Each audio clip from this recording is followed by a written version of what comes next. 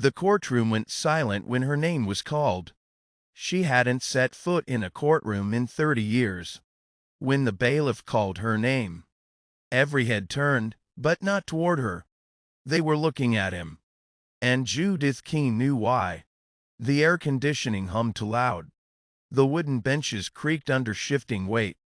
Judith Keene kept her hands folded in her lap, fingers laced so tightly her knuckles had gone white. She didn't look up. Not at the judge, not at the lawyers, not at the gallery behind her where she could feel the stairs like heat on the back of her neck. But she felt him.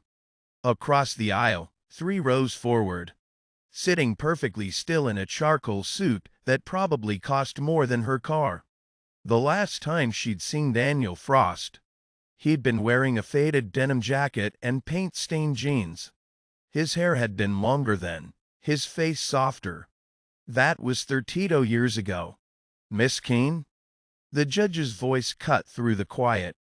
Judith stood, her knees protested, her heart hammered.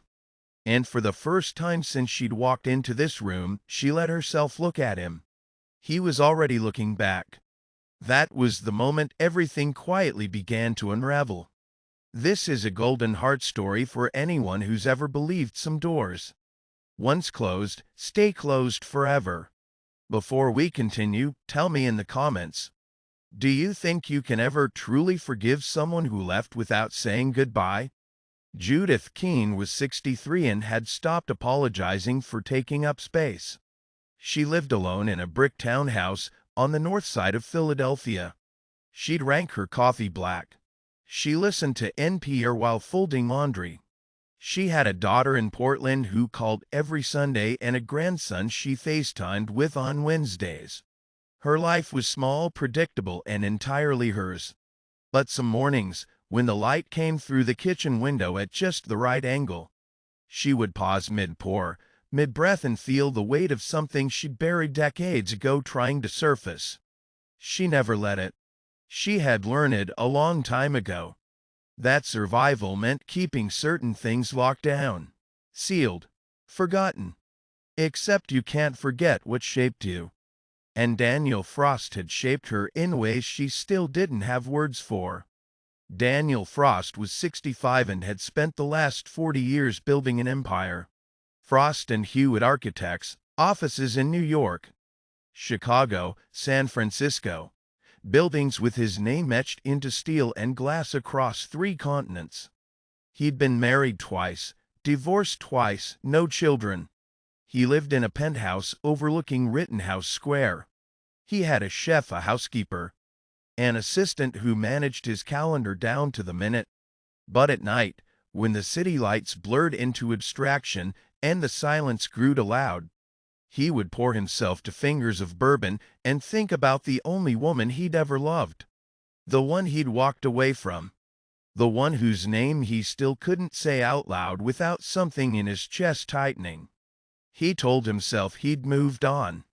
But the subpoena in his hand told a different story. How they got here. The lawsuit wasn't theirs.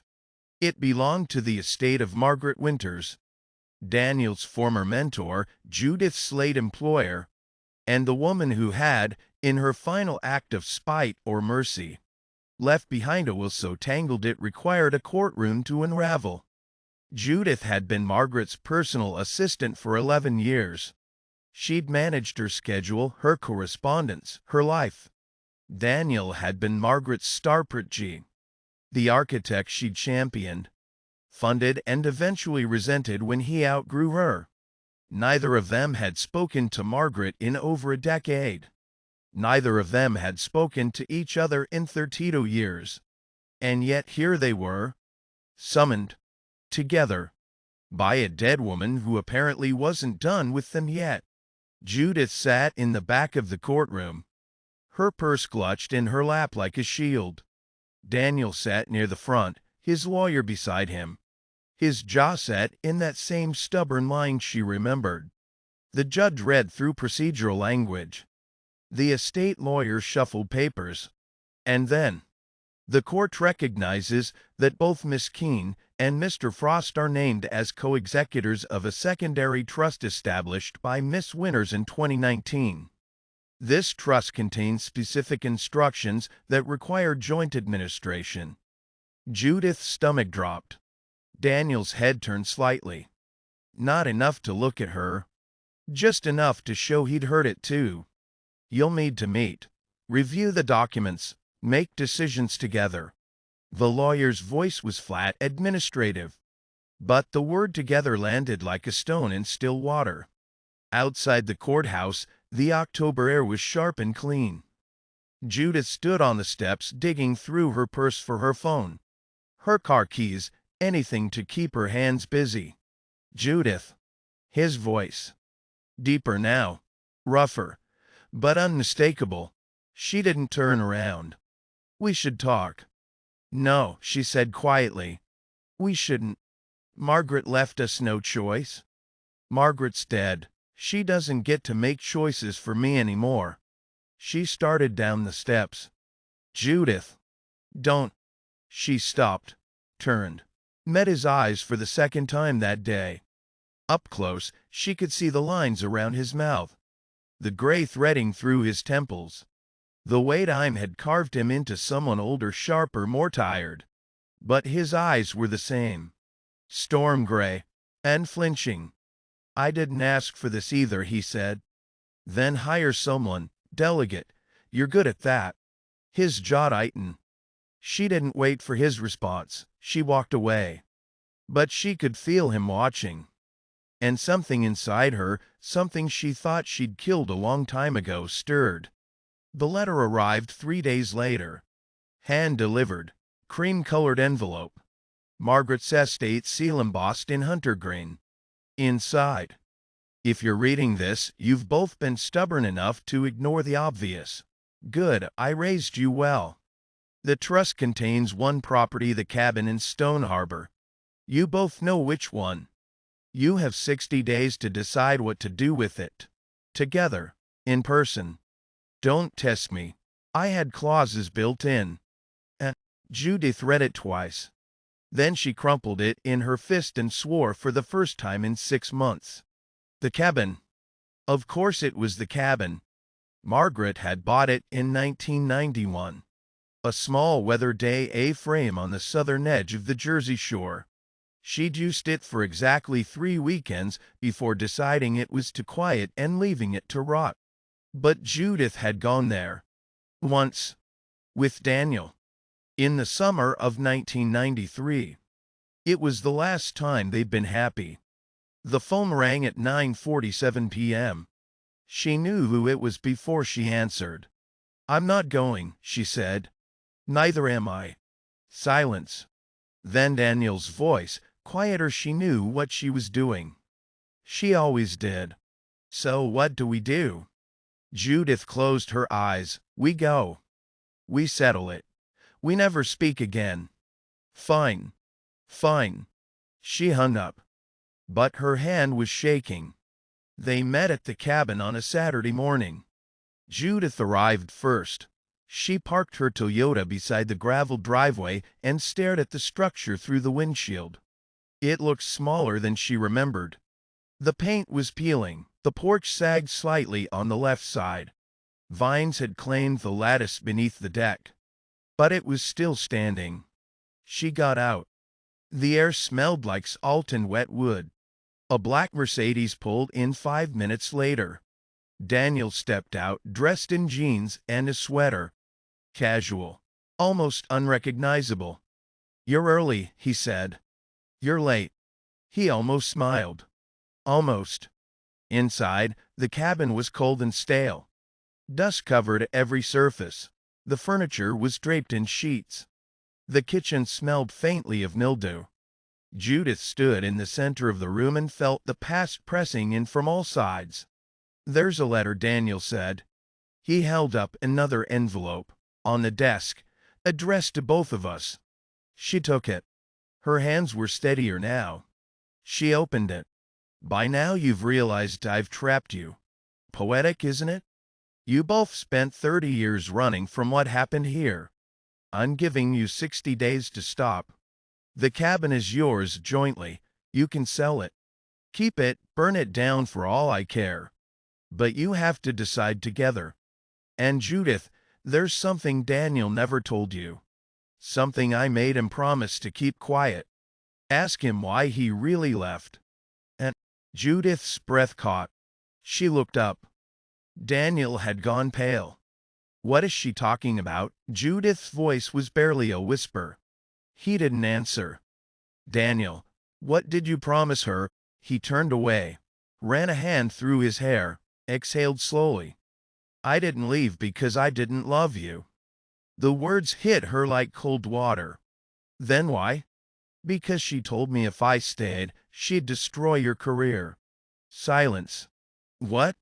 You were applying for that grant. The arts residency in Boston. You'd worked for 2 years to get that letter of recommendation from her. She said if I didn't walk away, she'd rescind it. She'd make sure you never worked in the city again. Judith's legs felt weak. You're lying. I'm not. She wouldn't. She did. And I believed her, because I'd seen her do it to other people. Judith sat down hard on the arm of the couch. Her mind was spinning. So you just left. I thought I was protecting you. You abandoned me. I was 24, Judith. I didn't know what else to do. Her voice cracked. You could have told me. I couldn't. She made me swear. Tears burned behind her eyes. She refused to let them fall. I spent 30 years thinking I wasn't enough. That I'd done something wrong. That you just moved on. I never moved on. She looked up at him. His face was raw, open, devastated.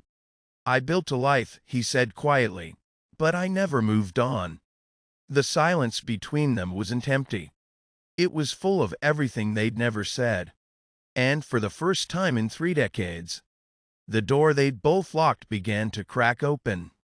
They stayed. Not because the work required it, but because neither of them could bring themselves to leave. They spent the first 2 days in silence, sorting through Margaret's things, boxing up books, papers, old photographs. Judith found a picture of herself at 29, standing on the same porch, smiling. She didn't remember that version of herself. Daniel found a blueprint, one of his early designs. Margaret had framed it. He'd forgotten she kept it. On the 3rd day, the water heater broke. Judith called a plumber. Daniel made coffee on a camping stove he found in the shed. They sat on the porch and drank it in silence. You still take it black, he said. You still burn toast. He smiled. A real one. It was the first crack in the ice. They started talking. Small things at first. Her daughter, his failed marriages, the years in between. Judith told him about the gallery she'd managed in Old City. How she'd loved it until the funding dried up. How she'd pivoted into freelance consulting and made peace with a quieter life. Daniel told her about the buildings, the awards, the emptiness that came with success no one else could see. I thought if I built enough, he said, I'd stop feeling like I'd lost something. Did it work? No. On the 7th day they made dinner together. Pasta, jarred sauce, a bottle of wine Daniel bought at the corner store. It wasn't fancy, but it was theirs. And for a few hours, they weren't to people carrying 30 years of hurt. They were just to them. But late that night, after Daniel had gone to bed in the loft and Judith lay on the couch downstairs, the fear crept back in. What if this is temporary? What if we're just playing pretend? What if I let myself feel this again and he leaves? She stared at the ceiling and felt the old wound reopening. It happened on the 10th day. Daniel's phone rang during breakfast. He glanced at the screen. His face shifted. I have to take this. He stepped outside. Judith watched through the window as he paced the porch. Phone pressed to his ear. His posture changed. Shoulders back, jaw set.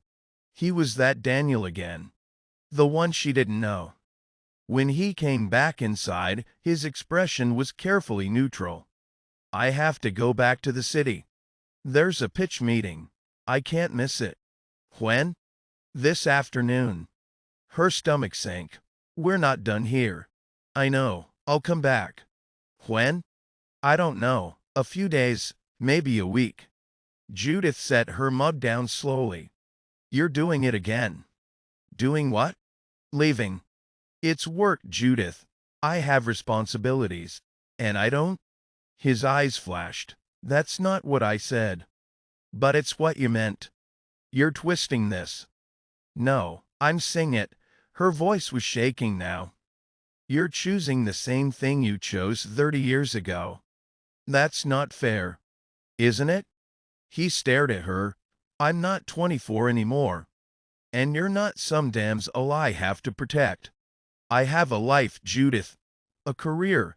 People depending on me. And what do I have? The words came out sharper than she intended. Daniel flinched. That's not what I. Just go, she said quietly. You're good at. He grabbed his keys. At the door he stopped. I was going to come back. Sure you were. He left. The sound of his car fading into the distance was the loneliest thing she'd heard in years. Judith stayed at the cabin for 3 more days. She cleaned. She tried not to cry. On the 4th day, she found another envelope. Hidden in the desk drawer, her name on the front. Margaret's handwriting. Judith. If you're reading this, he left again. And you let him. I'm not going to tell you what to do. You're 63 years old. You've survived divorce, loss, betrayal, and my intolerable personality. But, let me ask you this. What are you more afraid of, losing him again? Or letting yourself have him? One of those fears is based on the past. The other is based on the future. Choose carefully. Judith read it twice. Then she folded it carefully, put it in her pocket, and got in her car. If this story reminds you of someone you lost or almost lost, share it with them. She found him at his office. 23rd floor, glass walls. A view of the city skyline that must have cost a fortune. His assistant tried to stop her. Judith walked past her anyway. Daniel looked up from his desk. His eyes widened. Judith. I'm not here to fight, she said. He stood slowly. I came to tell you something. She took a breath. You left because you thought you were protecting me. And maybe at 24, that was the best you could do. But we're not those people anymore. He didn't move. I spent 30 years being angry. And I had every right to be. But I'm tired. Daniel. I'm tired of carrying it. Her voice cracked. And I'm tired of pretending I don't still love you. The silence stretched between them. Then Daniel crossed the room in 3 long strides and pulled her into his arms. She didn't fight it. She let herself break. And he held her. I'm so sorry, he whispered into her hair. I'm so sorry. I know. I never stopped loving you. I know that too. They stood there in the middle of his pristine office and let 30 years of hurt finally crack open. 3 months later they sold the cabin. Together. They donated the proceeds to an art scholarship in Margaret's name. It felt right. Daniel didn't leave the city. Judith didn't move in with him. But twice a week, he'd drive to her townhouse and they'd have dinner. And on weekends, she'd meet him at his place and they'd walk through Rittenhouse Square. Side by side, not holding hands yet but not quite apart either. It wasn't perfect. It wasn't easy. But it was theirs. And that was enough. One night, over wine and takeout, Judith looked at him and said, Do you ever wonder what would have happened if Margaret hadn't interfered? Daniel was quiet for a moment. Every day. Do you think we would have made it? I don't know. Maybe not. He reached across the table and took her hand. but I know this on not wasting the time we have now." Judith smiled. For the first time in 30 years, it didn't hurt. Thank you for spending this time with Golden Heart Stories. If this story moved you, please like and subscribe. Your support helps us keep telling stories that matter. What part of this story stayed with you the most? Let us know in the comments below.